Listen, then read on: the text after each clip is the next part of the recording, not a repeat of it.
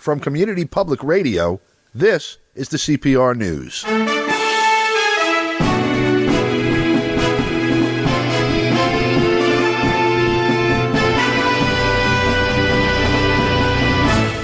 From New York, I'm Don DeBar. As we continue to return to our normal programming schedule, this week we begin with Professor Tony Montero, a regular commentator here, professor of political science, and founder of the Saturday Free School for Philosophy and Black Liberation in Philadelphia. And we're going to discuss that with him today. So, Professor Montero, it's a pleasure to have you back after this hiatus, and hope things have been well with you. Yeah, I've been good, and it's good to be back. I've been busy, yes, but I've been good. Good and busy. Yeah, so One major thing, marking a major event that you would think would be a huge event all over the world, including in the United States, when about a fifth of the global population celebrates the 100th anniversary of the founding of its revolutionary government, basically.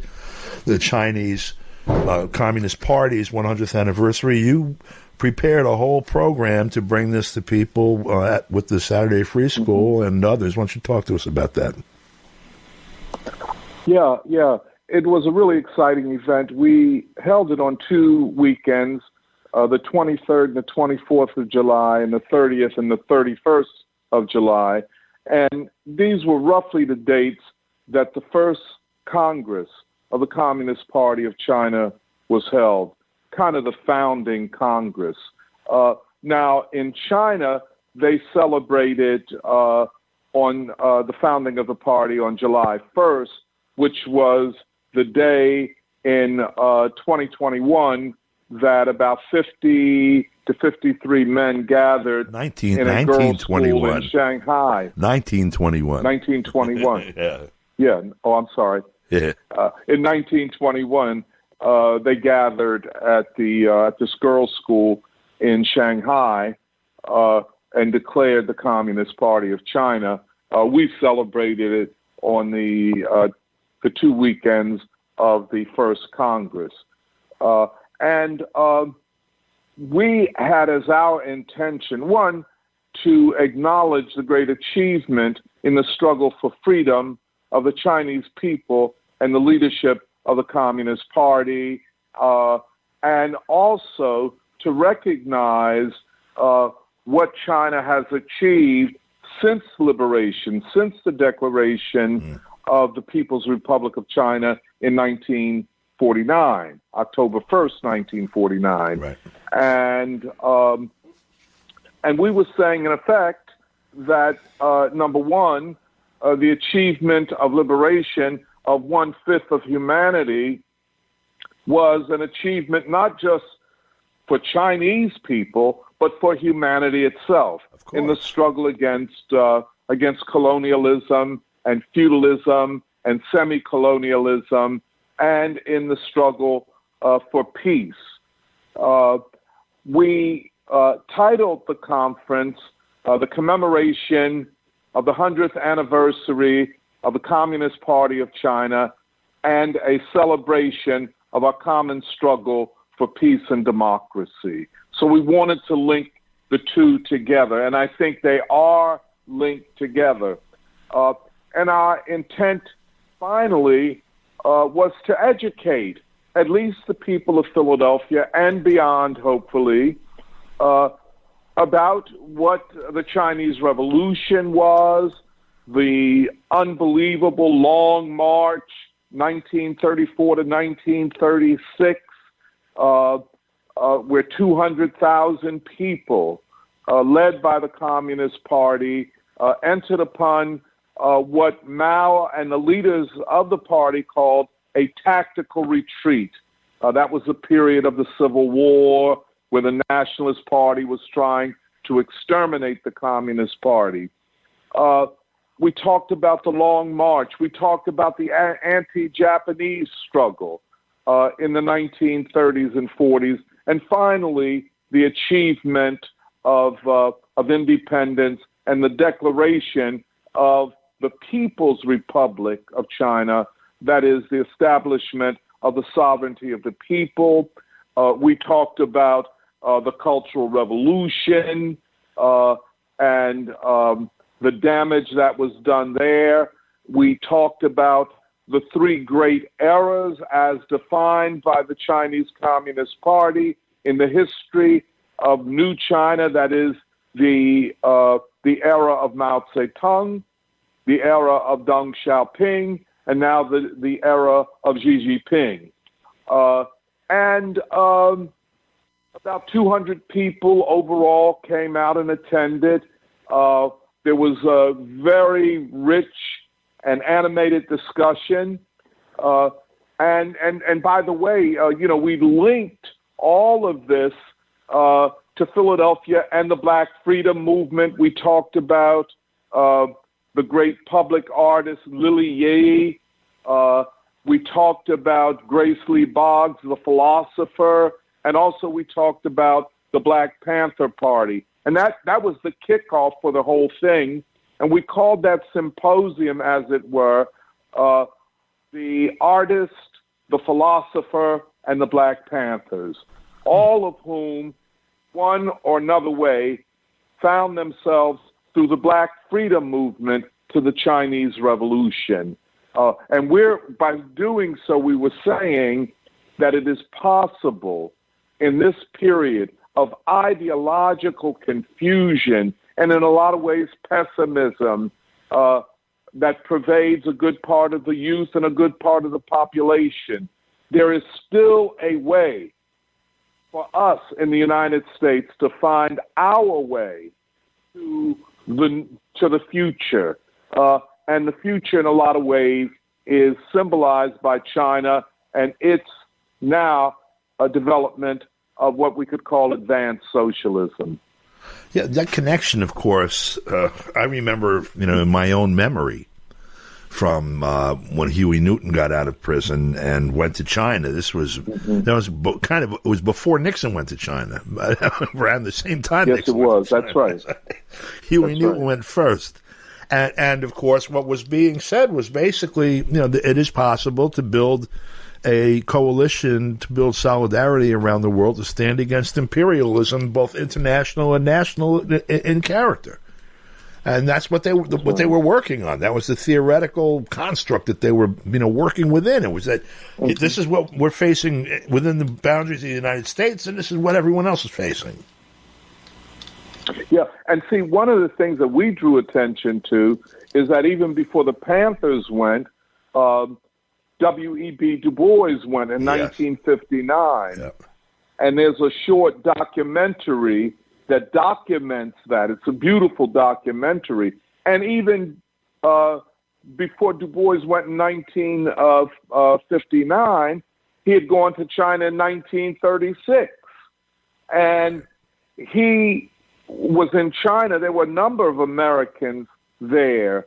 They were journalists like Edgar Snow, who wrote the landmark book called Red Star Over China. Yep. His wife, Foster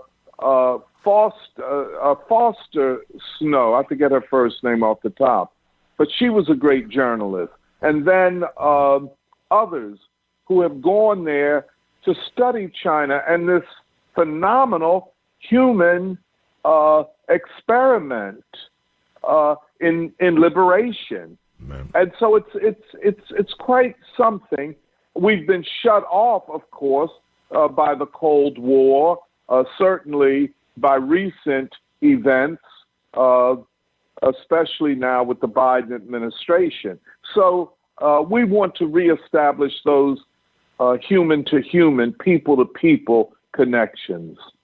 Yeah. That I looked it up, by the way. It's Helen Foster Snow. I couldn't remember it either. Helen Foster. Yeah, I'm so sorry. Helen Foster, a brilliant woman. Yeah.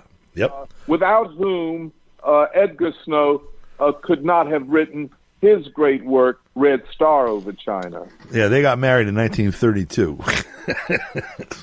Yeah, wow. By the way, in China. That's right. Yes, that's right. Yeah. And Edgar Snow is buried at Peking University in Beijing. Oh, yes. He died in Geneva in 1972, but he's buried at Peking University in Beijing. Wow. He's highly revered in China, yes. Believe me. Yeah. It seems like it's, that's a place of honor to be buried at. It's not like they buried him out behind the car dealer or whatever. It's it's a place, it's a place of respect, Yes. Well, what kind of, you're talking to Americans when you bring this stuff to them, okay? The people in the Saturday Free School are exceptional, and I don't mean in the term that they use in this country, but in fact, they're bright, open, studying, teaching. I really enjoy the times that I drop in and see what you guys are doing. Oh yeah. It's very encouraging. And we want you back, Don. I'll come back. We want you back badly. I'll get back. What aside from them, like I assume some people come to the to the event, and what's that like? Like, do you see the novice? Like, geez, I never heard this before. I never knew this before. Are you getting some of that from like community people that come in? Yeah. Well, let me kind of start from the beginning because, when I first proposed it to two members of the free school, both of whom are Chinese, one from Taiwan, one whose parents immigrated here from the People's Republic. And I proposed it to them. We're sitting around, and, they're young. They're in their 20s, their mid-20s. And so the first response was, well, Doc, do you think we could just call it the unity of Pan-Africa and Pan-Asia? Because they, too, understand how the U.S. population is terrorized by this anti-communism. And then, of course, they have families. And, they have to be very careful because most times their families are either very careful or themselves imbibe anti-communism. Right. And we worked for several weeks. First the two of us, then three of us, another Chinese woman, and we worked and discussed this out until we arrived at a consensus. What is communism? And what role have communists played in modern history and especially in Asia, not just in China, but Vietnam and Korea and other places. And we came to an agreement, and enthusiastically we embraced the idea that no, it is not enough just to talk about China's achievements without talking about the unique leadership that China has and the role of the Communist Party in building what the Chinese call their new democracy and the new China. We came to that agreement. Then, and this is what is extraordinary for me, we meet at the historic Church of the Advocate in North Philadelphia, which is essentially a black neighborhood in Philadelphia. And with COVID, we'd been online live streaming. And so we were coming back and we had to renegotiate our relationship. And we successfully did. And the church welcomed us back. They felt we were indispensable to the work of the church, the mission of the church. But then when it came to the conference, at the level of the diocese, the highest level of the Episcopal congregation in Philadelphia, they said, along with the local leadership of the church, of the Advocate, they said, indeed, we would like you to have the conference here, but we have only two conditions. The first is that the church wishes to be a co-sponsor. When I heard that, I dropped to the floor. What? I said, whoa. Yeah. And secondly, we want a representative of the local parish to invite the guests on the first day of the conference. Wow. That was huge for us. Yeah, that's a big crossover, it was man. The Saturday free school. Oh, I'm sorry, go ahead. That's a big crossover. They're like imposing a crossover on you. It's when you're praying, excuse the expression because they're dealing with the church, but that's what you're praying for, you know? And they're not only giving it to you, they're mandating it. Wow, that's nice. Listen, which meant that members of the congregation were there, as well as a wide swath of community people and primarily young people. Right. That's now, our problem was with everybody is that COVID was still kind of on top of us, and the normal ways of communication and use of the media, it's all it was just not the same. Yeah, it's all crazy but right now. In spite of that, it was a very, very good turnout. In fact, I should tell you that Harrison Salisbury, the former editor of the New York Times, who wrote a phenomenal book on the Long March, a really great book. His son, who is a writer for the Philadelphia Inquirer, attended both weekends of the conference. And he was very impressed. And he literally said that his father would have been impressed with the conference. Wow. So it turned out quite well. There were artists, there were intellectuals, there were activists, there were a lot of young people.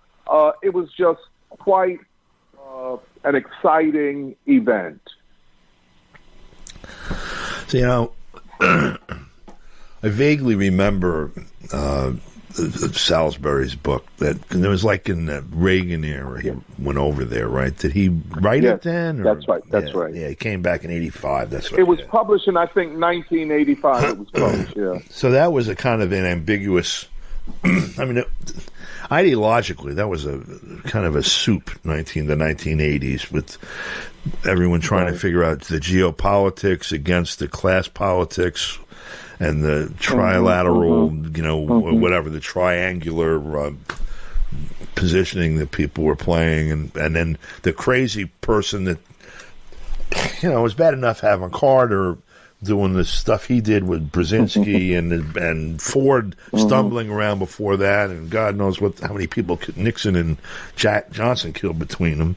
But, but that was really that guy was scary. When he got elected, Reagan, the first time, I remember just being terrified, really.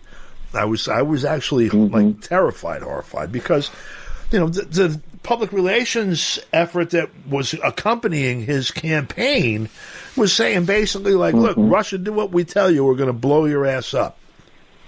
They got nuclear weapons and stuff. Did we have to do that? I mean, can I go play ball now or hang out or something? I don't want to get blown up. And he goes to China, and comes back and writes that. So anyway, I'm sorry, I'm kind of going off on a sidetrack. Well, but if you remember, in our generation, there was this other great heroic journalist who was Australian, Wilfred Burchett. Yeah. You remember him? Vaguely. His writings on the Korean War, his writings on Vietnam, and his writings on China. And you remember the newspaper, The Guardian. His stuff would be published there. Yeah. So there is this history of Western journalists, and especially from the English-speaking countries, being deeply moved and interested in China, and especially, and this is what, 50 years when Salisbury's book comes out. It's 50 years after the Long March, right? That's right. But people were still exploring the Long March, and he had gone there himself and traveled much of the route, the route of the Long March, Yep. So even for us, we are deeply moved by the Long March. For sure. And we can't get away from studying it. And in fact, for us, the study of the Long March made the Chinese Revolution a real human process.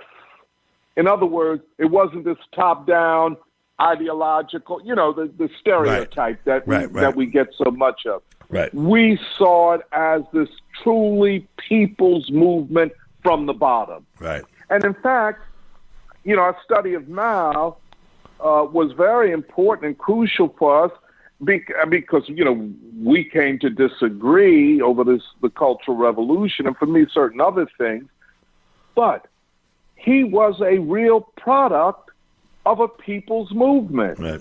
And to the extent that he was an ideologue, he was trying to shape Marxism and Leninism to the conditions of the people he knew best. Right.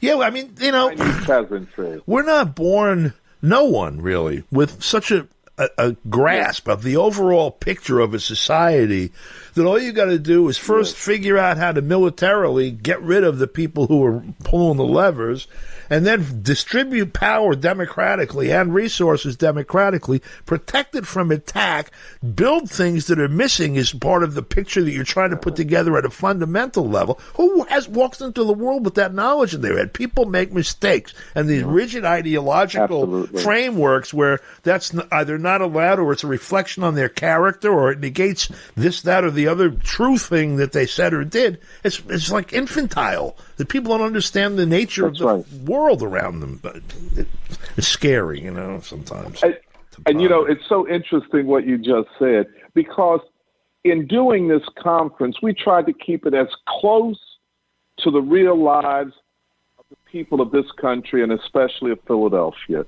The poverty, the unemployment, the collapse of education, and in Philadelphia, just this violence and such. We tried to keep it as close to the people and to therefore make it the Chinese Revolution and the centenary of the Communist Party of China as a part of our attempt to understand the processes of radical and revolutionary transformation of this society. Another way to put it is, the big question, how do you unite the people against their common enemy? Right. Well, that's the task. It's always the task. That's the task. If you don't do that, don't bother doing anything else. Get some cheap wine or something and pass out on. Without doing that, there's no point in putting a dime's worth of effort into anything else. It's pointless without doing that. Mm-hmm. Yeah. I try to stress that with people who talk about all kinds of different things, they're fighting over masks, Trump, different things, and everybody's getting their pocket picked by the same guy, and nobody ever says, "Hey, where's my? Oh, that guy's got mine. He's got mine too." It doesn't ever get there. Yeah. It never gets there. Yeah. And we're up against something that I don't think any other people, any other society has faced. The ways that the media corrupts society. Yeah, the media technology is much higher now than it was 100, 200, 300 years ago, whatever. Instead of handing out prayer books. And how it society, Yeah. But by the same token, it's true of every society that's faced the kind of crisis that we're facing. It's always been unique too. Their situation is unique. There's never been one like this before. There's never been one like that before. There's never been one like that before. They're all different. What are the common threads? Right. What things are common and what things are not, and you adapt it. So they call it socialism in one country. So they call it socialism with Chinese characteristics. So they call it Sandinista liberation. So they call it whatever the hell they call it. How are they dividing up the resources of the society? Who's making the decisions and by what processes? And how fair is it to each and every person and the whole of the society the way it's being done? And if it's the answer to any of that is it's not, then is what are you going to do about it? That's right. Yeah. That's right. And something, Don, the crying need in this society and among our people, and when I say our people, I am talking about the American people as such, the crying need for political and ideological education. And I'm not talking about anything, way up in the sky. I'm talking about the basic understanding of what we just said, how to unite the people, why unity of the people is necessary, why objectively the people, irrespective of their race or gender or sexual preference, the people have common interest, and especially the working people who are poorer, who have not seen any advances in society in terms of their lives, more drug addiction, more suicide, all of this. And you could go across racial lines, but if you're in the working class, you see similar things. I don't care whether it's Butler, Pennsylvania, or North Philadelphia. Mm-hmm. It's almost the same. And so the lessons of the Chinese Revolution, the lessons of new democracy are so relevant and so important for our people. And you add that along with the long history of our own struggle, our own brilliant leaders, and that's why for us, the Chinese Revolution and Martin Luther King, Mao Zedong and Martin Luther King or whoever, and they're not that far apart. That's right. That's absolutely right. This is a lesson. This is a lesson that I think you probably helped to roll around Philadelphia again in the aftermath of this the commemoration, and it's something that we have to work on all the time. And I certainly look forward to working on it some more with you next week, and maybe we could go into some detail, as a matter of fact, about some of the history, the actual history that you guys covered. And maybe take even a couple weeks to go through that in some depth. The history of China, say, from 1900 to yesterday or whatever. Right. It's really sorely needed. And just so you know, it's really something. There's some brilliant essays from the conference that have been published on this website called Organization for Positive Peace. Some really brilliant essays. Excellent. All right. So you might want to look at them or, post them, or people might want to go to them just to get a flavor of some of the discussion. Okay, very good. Professor Montero, thank you very much. A pleasure, as always. It's my pleasure. And that's all the news we have for you right now. For Community Public Radio, I'm Don DeBar in New York. Thanks for listening.